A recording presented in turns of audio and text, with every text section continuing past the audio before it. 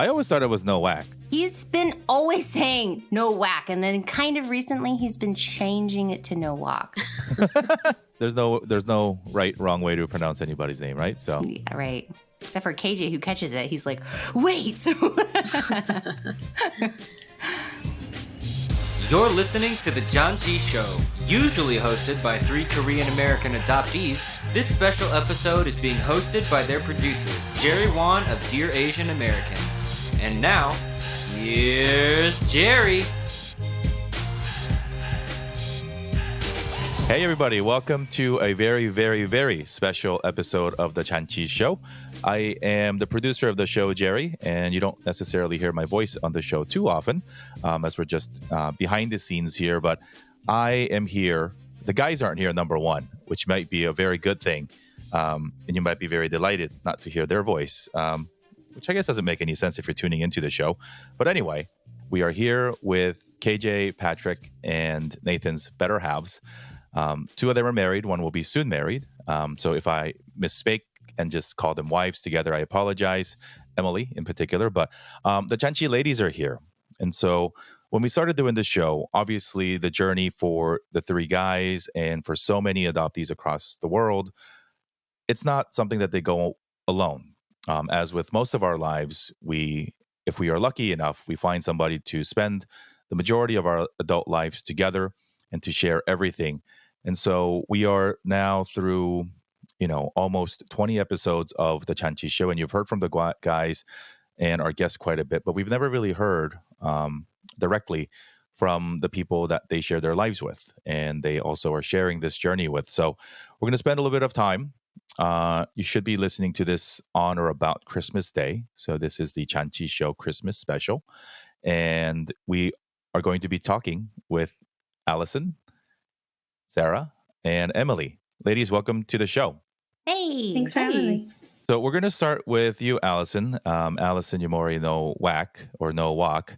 Nathan, please correct us in the comments. Introduce yourself and share with us a little bit about you, and maybe share with us 1 or 2 things that we don't know about Nathan. Oh, so good. Okay. My name is Allison. I am a nurse. I'm a registered nurse. I work at a testosterone therapy replacement clinic. It's great. Give shots all day long. I have known Nathan for 13 years, and I've been married to him for 10 years. And we have 3 crazy, wonderful young children right now. Oh, and then anything about Nathan, oh gosh, so many things. Fun fact, he will buy anything that says new on the packaging. He is such a consumer, and I'm a little embarrassed to say how many snacks we have in the house, because if it says new flavor, seasonal, he'll buy it just because it says new. Look at this new thing I bought. Wow. Why do we have more snacks? You didn't even finish the last ones. Anyways, fun fact about Nathan. Nathan, this is a new episode. Please listen. Awesome. Thanks, Allison, for spending a little bit of time with us. And to give everybody a little bit of context, we're recording this on a Saturday morning / afternoon, depending on what time zone you're in. And so Nathan is watching all 3 kids while now Allison gets to star on the show. So welcome. Emily Benning is the fiance to Patrick. And so Emily, share with us a little bit about you and anything about Patrick that you think we should know. Hi, I'm Emily. I am a 8th grade English teacher here in Indianapolis. I have known of Patrick for probably 8 years. We've been together for 3, and we're getting married this coming September. Yay. Yeah, I'm excited. Something that I guess you guys probably know, but just all around comic book nerd. We have a very distinct memory of the first time I was reading a comic book in his presence, and his eyes when he was looking at me were just so dumbfounded. And I don't necessarily share that interest, but yeah, he has a huge collection of comic books. They are everywhere in our house. So yeah.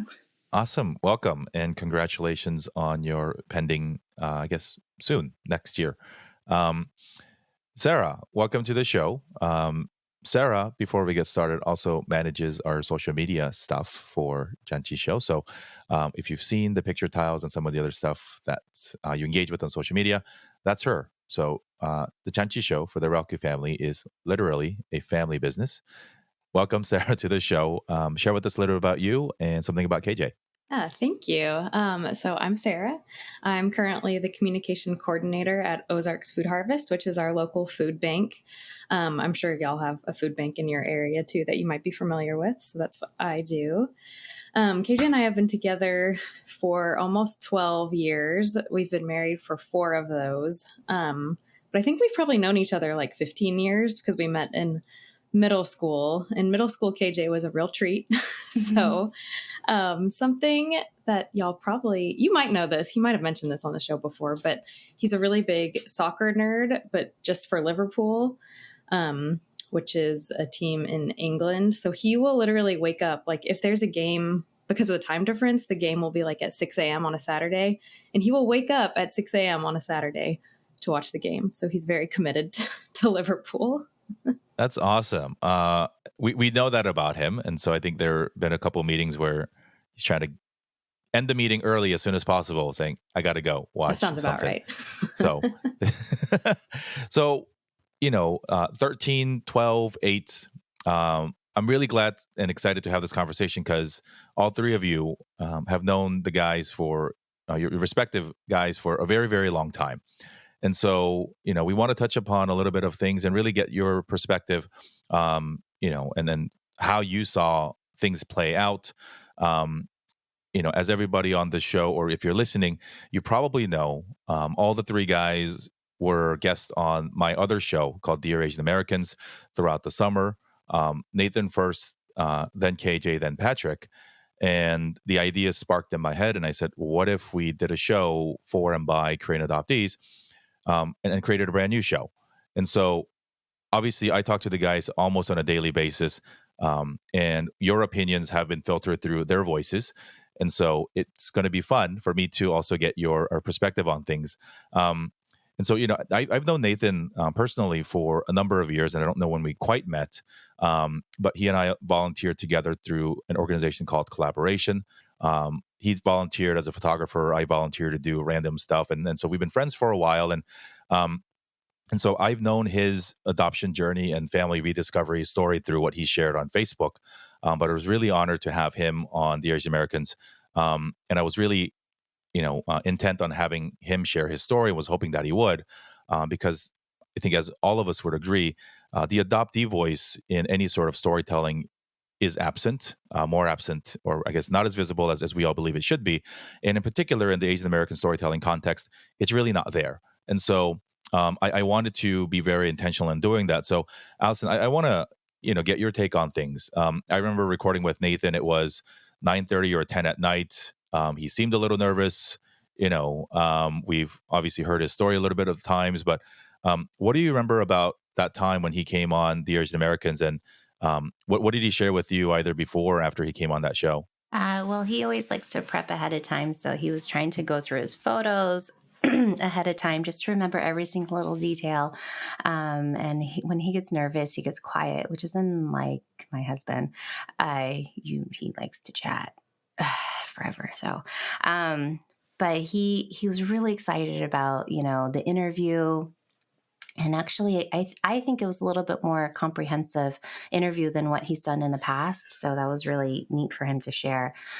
Plus, there are things that are always changing, or things that we always learn, as the years go by, just talking to the siblings or the spouses of the siblings about their family dynamics, or, what exactly happened, or things that they just suddenly remember. So that was really cool. And I'm sure he shared a little bit with you during the interview, if I remember correctly. So, yeah, he was just so stoked to share his story because he has connected so well with other people who have this same story. And it's finally like, I feel like he finally feels like he belongs somewhere, which is kind of nice for him. And I think it's been nice for me and us too, to work on something that I think everybody can feel like they can belong to, and it's their own. Um, and so, honor of me and honor of mine, obviously, to facilitate that conversation. Um, and the next person who jumped on the show, I guess in sequential order, was KJ on the Asian Americans. I had no relationship with him. He just submitted the form blindly, and I said, "Well, this is interesting."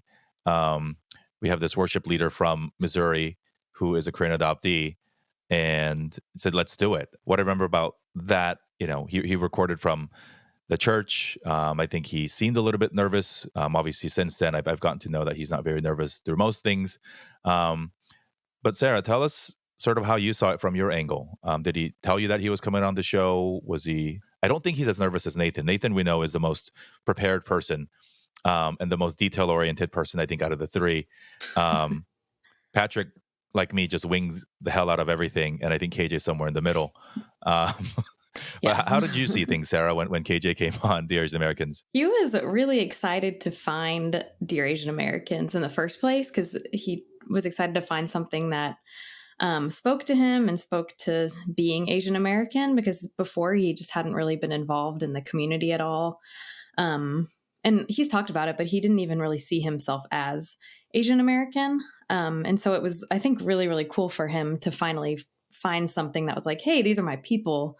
And I asked him this morning, actually, I was like, are you nervous at all when you record? And he said he was only nervous when he recorded that episode with you for Dear Asian Americans. Oh, wow. And he's told his story, I mean, tons and tons of times, but he, I think it was just telling it to a bigger audience for the first time, and telling it to an audience that didn't know him at all or have any background about him. So he was really excited to get it all out there. And after it was, in the public, he was sharing it with his friends and family. And that was just really cool to see him represented in that space. Meeting KJ was awesome because I think he's somewhere in the middle, right? Like, I think he's been to Korea, he's explored a little bit. He had the benefit of growing up, I guess, the three of you in the more diverse city in Dallas, had exposure to different things. And the thing that he said that was most striking to me was that he, at that time growing up, felt more connected to the Latin culture and the Mexican American culture that is more prevalent in Texas than he did being Korean or Asian American. And I think that was really fascinating for me because that's neither of, either his or his parents, cultural identity. And so glad we found him. I didn't know he was that nervous when we recorded, but he hides it well. And Emily, the way Patrick found us was super interesting. And we talk about it on the show a little bit, but he literally he searched Asian American podcast on a podcast platform called Stitcher. Our show came up. He said, whatever, I'm going to listen to it from episode 1. Heard my conversation with Jonathan Wong, who was our guest on episode 1, sent Jonathan an email, and we connected that way after Jonathan said, I think you should talk to this guy.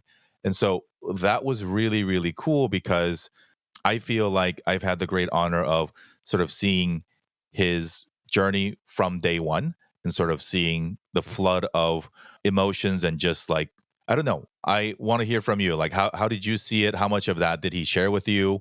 It seems like a long time ago, but share with us your perspective on Patrick coming on to the other show. Yeah. He was so excited. And yeah, when we first got together, he didn't seem super interested in maybe taking this journey. And just over time, it has, it's almost been calling to him, and he's come to it. And being on your show was so special because I think telling his story on this platform was more just about him saying it out loud to himself for the first time, and really articulating and aligning that thread throughout his life. And so it's been really wonderful to watch him in this space. There's been highs and lows. There's been a lot of emotions with it. And just having him feel like he's found his people for probably the first time ever has been so special to watch. And yeah, we're just really grateful that this space exists and that he's been able to meet so many wonderful people that have met him with open arms and given him more and more opportunities. And you know, he is the kind of person who, if he's excited about something, he's excited about 175%. He doesn't know how to do something or like something just a little bit. So the fact that he instantly sent an email, instantly ordered 10 books, instantly watched, it's very indicative of his personality. And yeah, it's been wonderful. That's awesome. Yeah, I think in some ways, Patrick and I share a lot of personality traits where it's just like, F it. And we do things largely on impulse. I don't have any tattoos, nor do I have a giant back tattoo. I wasn't that impulsive. However, there's a video of that somewhere if people are listening and like, what the hell is that? But we do have, I think, photos and video of that elsewhere. I want to move forward a little bit, and I want to get your perspective on, coming on my show and sharing a little bit of that was, step one. And I think, and I was a little bit unsure myself of how do I want to approach this, but when I talked to the guys individually, there was a little bit of interest and curiosity and obviously hesitancy because we had never really done this before. Of one, do you want some new friends? As grown men, it's a little bit different. Like, hey, do we want to meet new friends virtually? I know we can't leave the house or anything. And then when we got on the call, it was, I have this crazy idea. Why don't we do a show together? And so we'll go backwards and start with you, Emily. Like, how did you observe that situation? And, what did Patrick share with you about that? Hype. He is hype. Like comes out of the room, runs downstairs and like, guess what? Yeah, no, just pure adrenaline and excitement. And yeah, just buzzing, I guess. What part of it was exciting? Was it because I know he had talked about, I mean, he's a performer, right? So yeah. Sarah, Allison, if you don't know, he's a former rap artist. You can check out his music on SoundCloud. He even moved to San Diego to pursue this rap career. And so I don't think it was a matter of getting his voice out because he had done that before, right? But what was about the fact, because it was still he's progressed, at least from our observations, so much from that date. But at that point too, it was still almost like infant status in terms of his learning more and reading more, meeting new people. What was the core source of that excitement from your perspective? Yeah, I think just giving himself a chance to ask some tough questions and some deep questions, and maybe look back on his childhood and maybe a different lens and start to even wonder. I think, just in the time that we've been together, he's grown a lot, and that I think he's found a lot of direction, and he thinks a lot more about the future and the impact he wants to have on the world and others and, things he'd like to do. And so, yeah, I think he was just really, really excited to be able to go down this journey with some guidance, people who have experienced some of these things before, and also just the support, people to hear him and, be there for him. And so, yeah, I think just overall, excitement. That's awesome. And I'm really glad that all three said yes. And then they said, well, what do we do? And so, and then the show was born. Sarah, what about you? How did KJ take it? What was, his, was he running around the house excited, or, was he in KJ form a little bit more, calm and reserved in his excitement? He was definitely more calm and reserved. I think he was a little tentative too before everybody met, because he was like, oh, I'm going to do this call with these guys that I've never met. I don't know. I've listened to their episodes, but I don't know how it's going to go.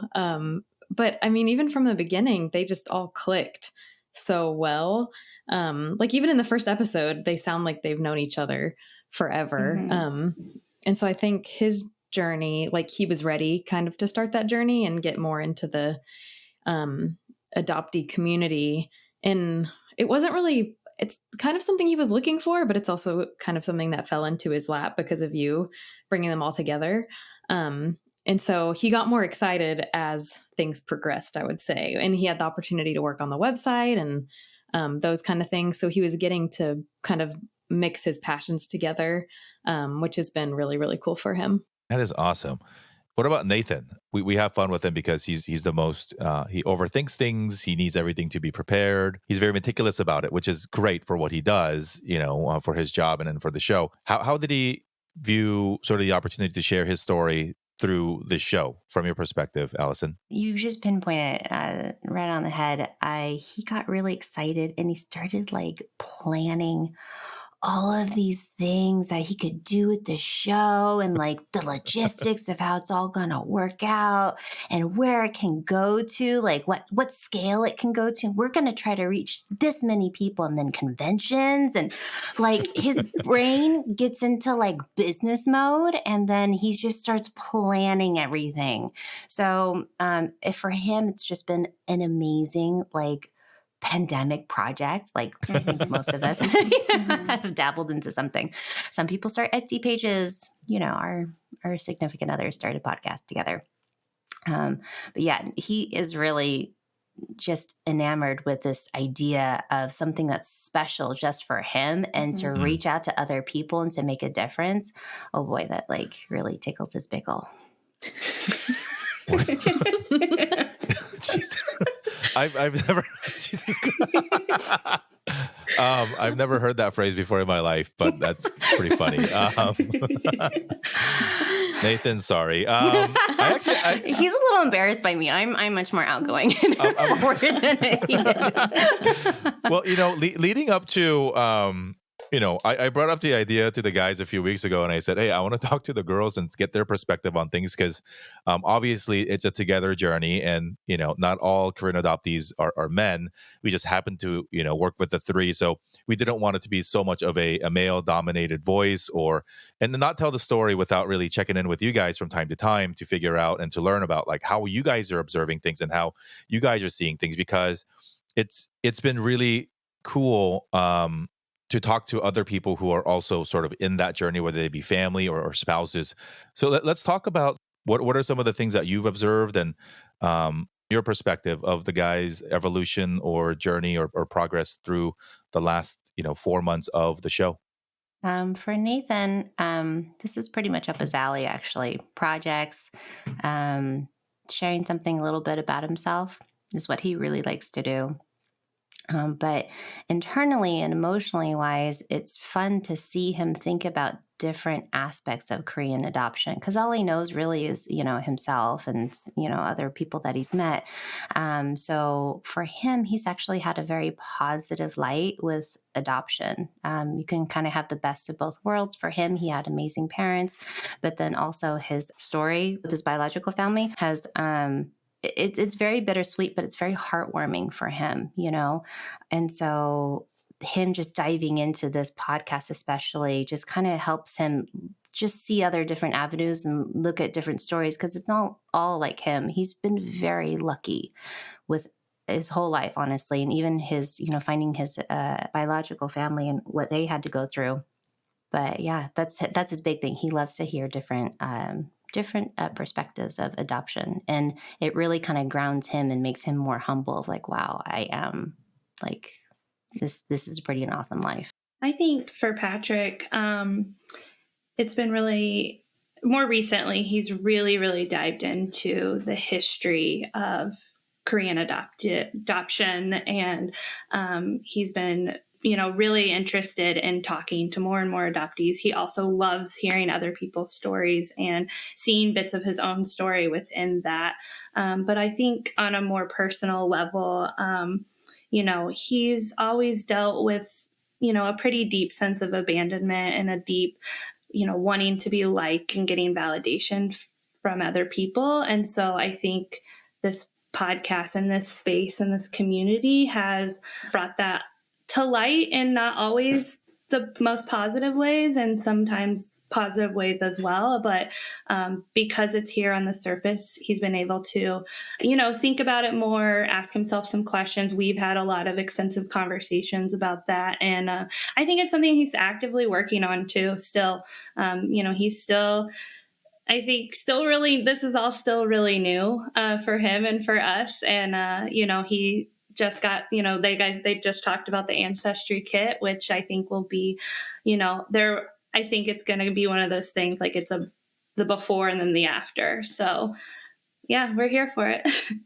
I think KJ, I've seen him really enjoying the balance of the show and the things that he's learning, because they just have so much fun together. Like when they're recording, I just hear him laughing so loudly. And if it was actually that loud in your ears when you were listening, you'd be like, this is too much.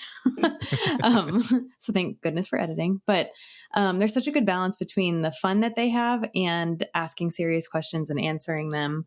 And for KJ, I think he thinks a lot and he keeps things kind of inside unless I ask him like very direct questions about what I want to know, how he's feeling. But I can tell he's just been thinking about his journey and about the adoptee community and how he can use his story to help other people. And also learning, I've learned this too, that adoption is messy and traumatic and all these things, but the way it's always presented to us as, well, I don't know, as Americans more so, is that, oh, it's just a happy ending because these kids have come into America and their life's going to be great, but it's not always that way. And so I think to see things from different perspectives has been really good for him and for me, just to kind of learn that everybody's story is completely different, and that there's not really a pattern. So I'm excited for him to see what else he learns along the way. Yeah, I think that's one of the things that I've learned along the way too. And I think we are all continuing to learn sort of the unfair distribution of who's owned the narrative of adoptee voices for a very long time, particularly when we're talking about transnational and transracial adoptees here in America. When we look at who are the scholars that are writing these pieces, who are the people that are speaking on behalf of these now adults, but children.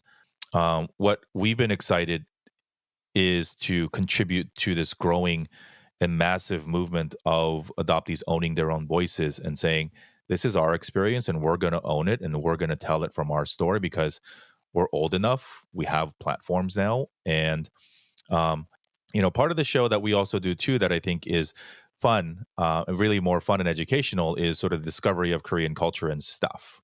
We'll snack on something together here in a little bit to wrap up the show. But what is something about Korean culture or Korean American culture that you've learned as a result of being a spouse or partner through the Janchi process? I think I don't remember what it's called, but the tradition where you have your 1-year-old pick out a item to see what their future career would be. I think that has been something that's really interesting. And any other customs like that? Because we just don't have, traditions like that in America as much. And so I hope that when KJ and I have kids, we can incorporate those kinds of things and more Korean culture into our lives. Because I think it's going to be important to teach our kids, like, hey, this is part of your culture too. And so maybe having a hanbok and all those kind of things would be really, really cool. And I also love the snacks, but sometimes I do get mad when KJ will eat the entire snack before I get to try it. It only happens occasionally. Most of the time he saves me some. I think my answer is very similar. I think, we've been talking, it's the holiday, so we've been talking more and more about what traditions do we want to start, and if we have kids, what traditions and kind of customs would we like to introduce them to? The snacks have been great. I actually got our whole family Pockies for a stocking stuffer. And I got to go to a Korean market for the first time, which was really special. And so I really enjoyed it. For me, because I'm already Asian American, out of my Japanese and Chinese side, dude, Korean culture is like the place to be. They have like the best food, like like they party like the best, like, and it's just great. Like the traditions, my cousins, they have the red egg ginger party for Chinese side, and my Japanese side, we go to like Obon, which is kind of like, I don't know, Japanese version Festival of the Dead kind of thing. But for family orientation, like the doljanchis, like you were talking about, is like so fun, and everyone's like, "What?" They touch the spool of thread. That means they're going to have a long life, but they didn't actually pick it up because they actually picked up the stethoscope, so they're going to have a long life and be a doctor at the same time. It's so cool. But honestly, the food, which is very heavily immersed in the Korean culture, is like the place to be. That's where Nathan and I have really dived into a lot. We have, I want to say we have more Korean food than Japanese and Chinese food for sure. And, my kids, like, they eat so much, like, Asian food right now that, like, it makes me so happy. They'll eat sundubu, and, like, they'll have japchae and, kimbap, all the time. It's so fun to make with them, too. And they just think it's normal. And, like, wow, I would have never had, like, tofu and rice for breakfast, growing up myself and my kids too. So it's really fun just to dive into, especially the food portion. But I need to learn how to assimilate to Nathan's biological family. That's like our main goal. Because when we see them, we're like, oh, let's have like pancakes for breakfast. And they're like, ooh, that's more like a dessert thing to have so much bread, I guess. And they just want like rice, vegetables, like those, just a lot of vegetables just to get it in their system for the day. So little things I'm learning here and there. That's awesome. What's something that you're curious about or want to learn more about? How to make the food. How to make the food. Yeah. I'm literally like the perfect wife for Nathan because we just want to eat all the good food all the time. Yeah, I'd love to take a cooking class. Great. A Korean cooking class would be awesome. Mm-hmm. I would love that. We've taken like an Italian cooking class, but it's not the same.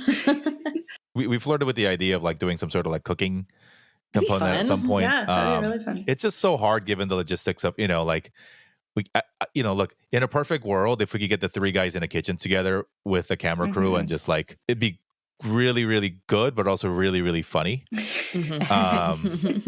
So hopefully, get your damn vaccine shots. They're starting to come out this weekend, and maybe we can do it next year.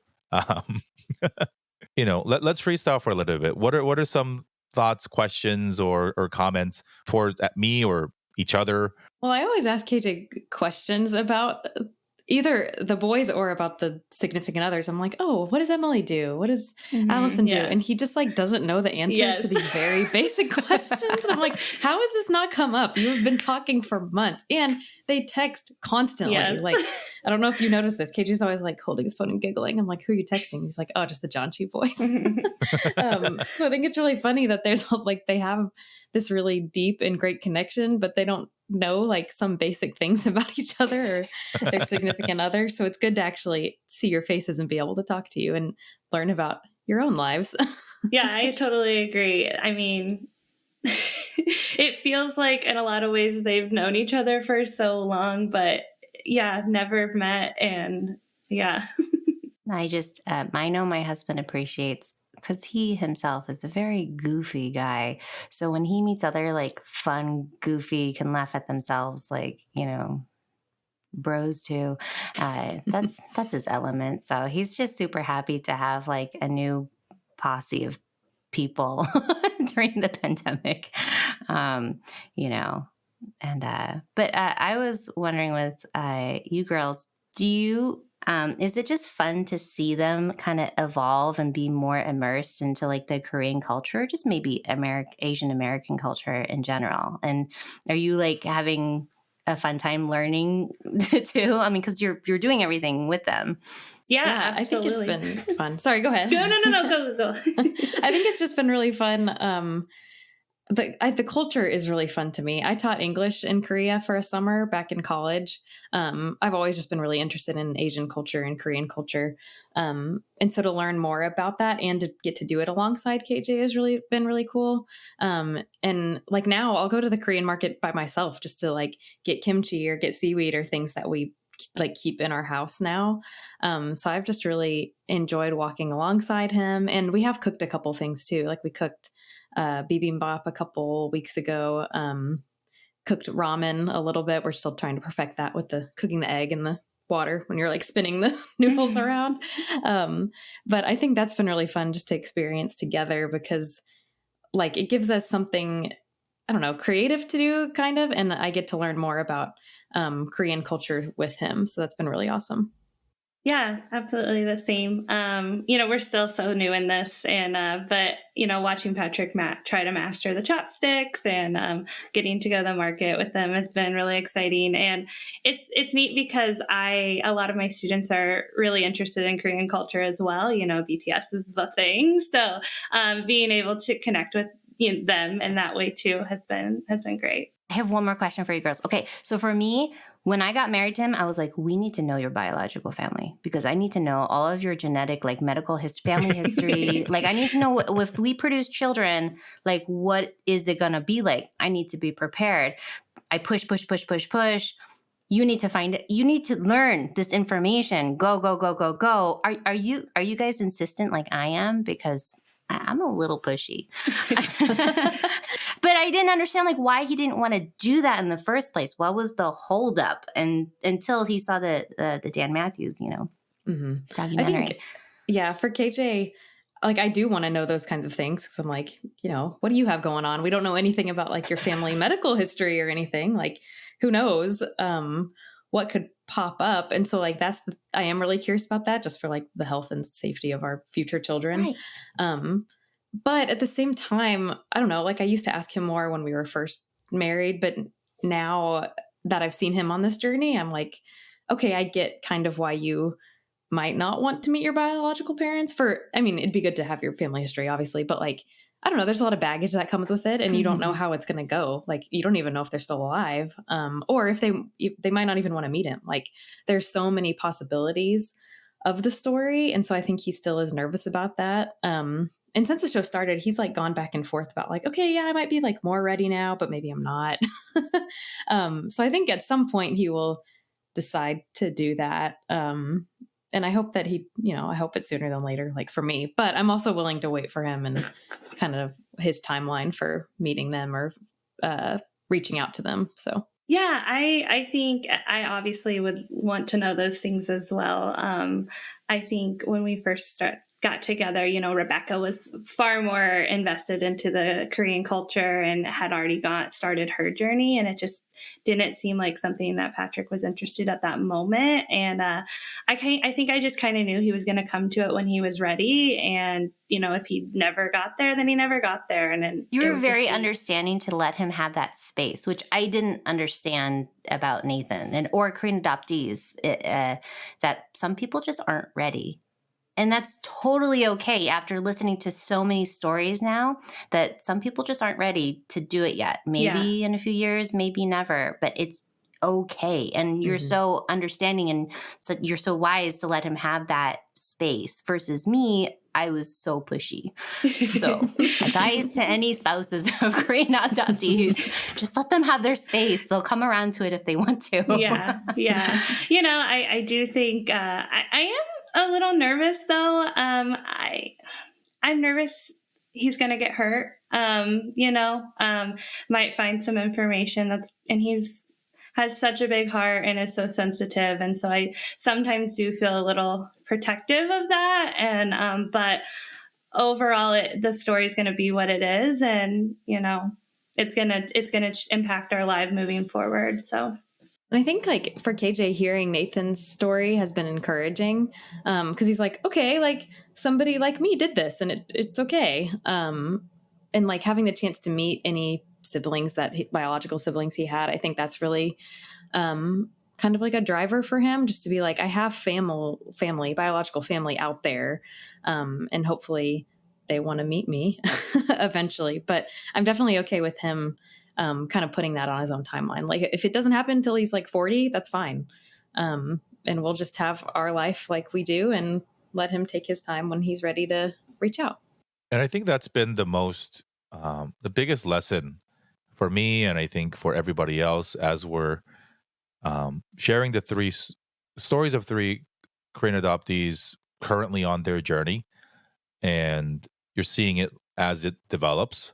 Um, what's also kind of been a nightmare from a production perspective, but a blessing from a storytelling perspective is we're recording these in sequential order, and so from week to week, as they're catching you up before the interviews of what's new and what's going on and the things that are happening, um, you see the progress. And I think one, it's doing phenomenal things in the community to make people feel less alone and to feel included.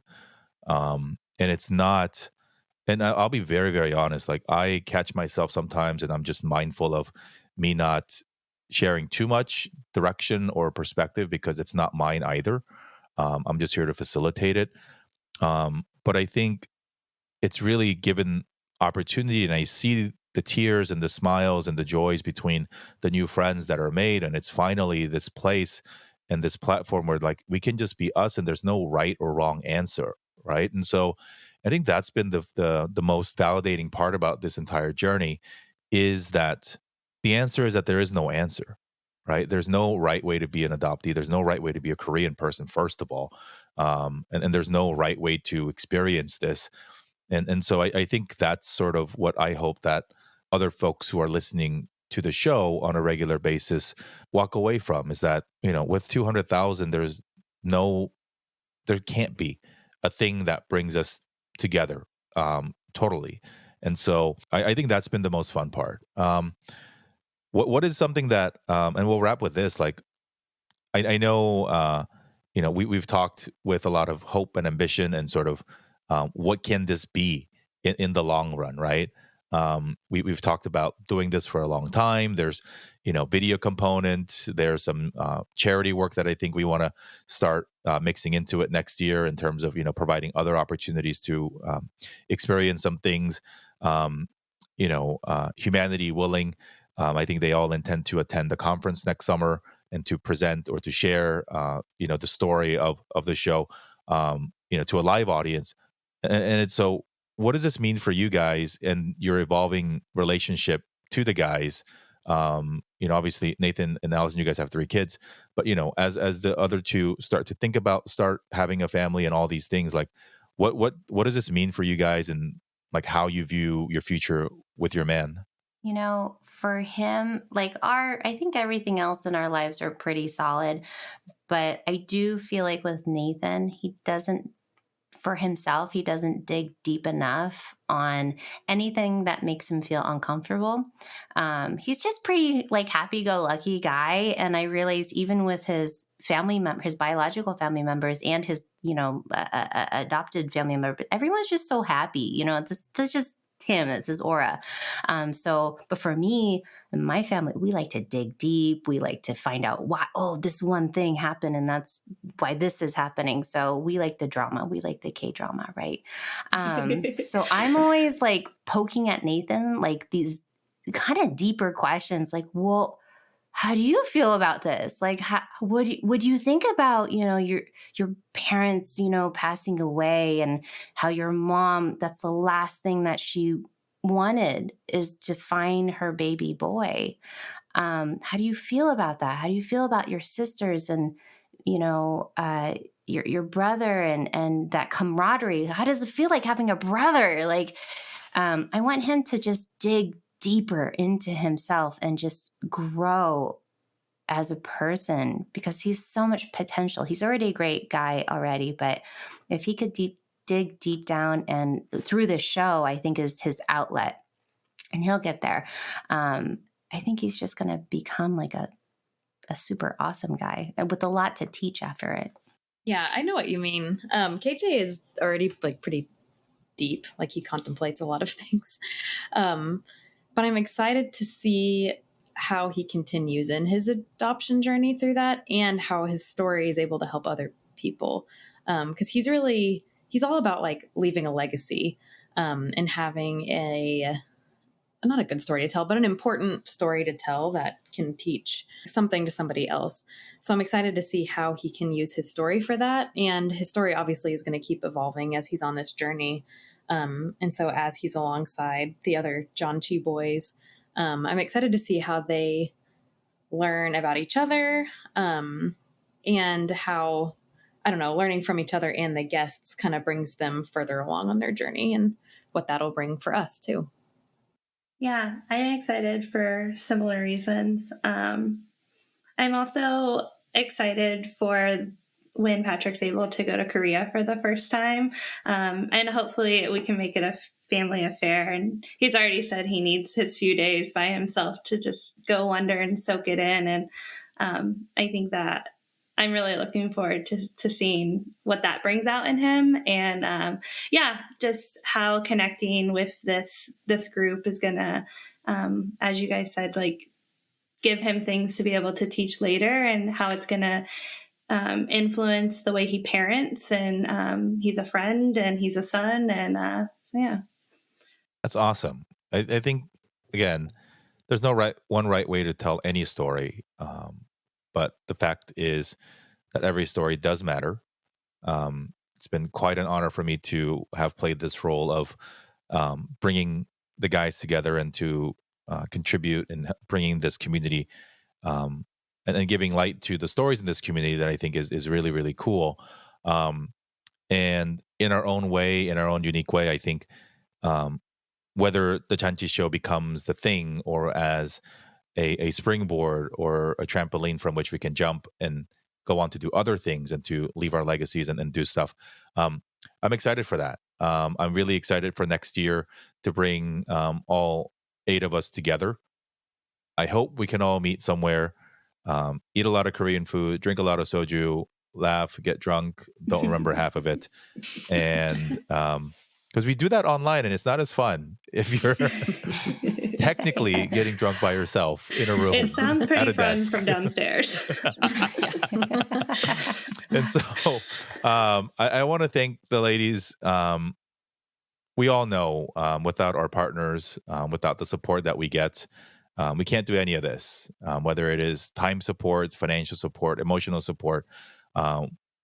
Those of us crazy enough to want to start projects, particularly in the media space, which is really, really time consuming, not possible. So thank you for allowing the guys to partake in this, for giving them the space and the support that they need, because not every day is easy. And I know some of the stories that we share are particularly difficult. And then to everybody else listening too, it does take a village. And so as my final question, what is one thing that you want to share with all the other spouses and the partners out there that are spouses and partners of Korean adoptees? We don't know where they are on their journeys, but I think our crew here represents a nice intersection of life stage and sort of journey on their adoption journey. What is something that you have learned or that you have reflected on that you want to share with somebody else who may feel, less alone on their journey, or not quite sure what to make of how to be the most supportive person to their Korean adoptee spouse or partner? I think the two biggest things that I've learned is that, as I said before, they need their space. And when you're stubborn like I am and you don't realize that, it can be a little pressuring on them. So let them have their space. Let them open up when they're ready. The second thing is Korean adoptees, or at least by my perspective from Nathan, it makes them feel like an outsider. But being a Korean adoptee is such a special group, actually. And it's so unique and it's special. It's special to be a Korean adoptee. You're kind of like in this special category, and not very many people know exactly how you feel and your experience and what you've been through. And it's a cool group to be in. Is and you're not an outsider. You're not the minority in a sense. Like you're in this cool group that you have very similar experiences like everyone else. I don't know. I think it's really cool. And so don't feel like, like you're an outsider, you're alone, you don't fit in with everybody else, because you just need to find people who are exactly like you. And then you click in, right? Just like, I think that's why these guys get along so well, is because they have so much in common. You're like, I love chicken fried steak or something, like I know I'm learning how to use chopsticks. I've never had sushi before. My parents are white. Everyone thinks we want to split the bill. Like they have so many little like things that they have in common, and they just need to find that special group, those are the two things that I absolutely love what you just said. Yeah, absolutely. The pride and the confidence that I've seen in him since finding this such special space. So absolutely. And the thing I think I've learned the most is, just the patience and giving them the time and the space, and they're going to come to you. And sometimes, again, it's just a lot with Patrick. Sometimes I know he's saying things out loud to me that he's really still working on, and just being that space to hear him and not even say anything back, sometimes just being there to hear and be like, okay. And then we talk about it in a few more days and watch that process evolve, and him build on different ideas and dig a little deeper in himself. And yeah. I would definitely say patience as well. I am not a patient person. I'm just like, okay, I want to do things. I want to know the answers. But kind of giving your person space to think about these things, but also asking questions. Because sometimes, like, if I don't ask KJ questions, he's not going to tell me anything, like, at all. So I think it's good to ask those deeper questions. And through listening to the podcast, sometimes after I listen to somebody's story, I'll ask him like, hey, well, how did this, make you feel? You didn't really have a chance to talk about it. And how is that affecting your journey? So I think a lot of patience and a lot of, questioning are good. And I am so glad that all of you guys have met. We are a part of a family that I think will have many, many more memories together. I personally hope the Janchi Show lasts a long time, but even if it evolves into something else or whatever happens, for us, we consider it obviously a brotherhood, but it is more of a tribe of our spouses and our kids. My kids haven't barged in yet. I think Jacob made a slight appearance, but we all know each other's kids, and we all know each other's stories, and we all will get to know, each other better. So in true Janchi fashion, we're going to come back and taste a Korean snack, maybe for the first time, maybe not. We don't know. I know what's in the box because I packaged it, but the guys don't even know. So stick around, and we'll be back with the ladies and maybe even the guys. We'll see if they want to. I don't know how we're going to split headphones, but if we can figure out a way to split headphones, we'll let them in. And we'll be right back.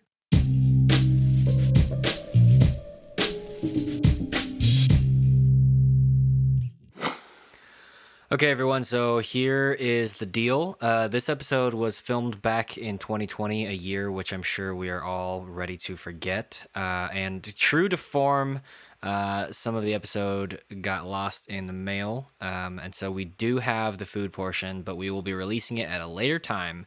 But we hope that you enjoyed this episode. We will be back next week with our regularly scheduled content. If you haven't, please join us on the After Party, which is our Facebook group. It's a great way just to connect with us on a more personal level, see kind of the day-to-day of our journey, the things that we're exploring, the things that we're doing. As always, you can find us at the Janchi Show anywhere on social as you want to be found, or send us an email to janchishow@justlikemedia.com. Please take a moment and leave us a rating or review on Apple Podcasts, as that really helps. You can find my co-hosts, Nathan at Noak Photo, Patrick at Patrick Isn't Real on SoundCloud, or at Patrick in the World on any social platform, or just Patrick Armstrong if you're just like in the neighborhood and you feel like shouting that out and being like, hey, is this Patrick? You could just try yelling that and see if he comes running like a superhero. Who knows? I am at KJ Relke. Thank you so much for listening. We'll see you next week.